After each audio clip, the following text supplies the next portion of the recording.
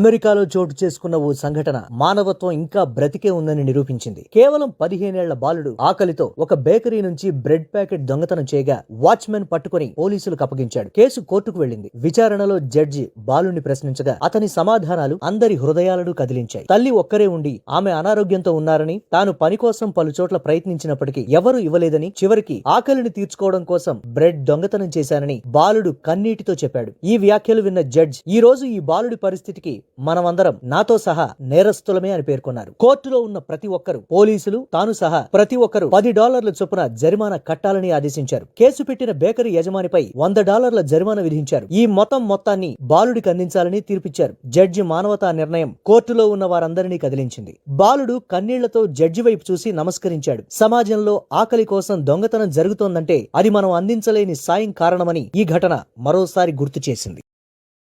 Download ShareChat.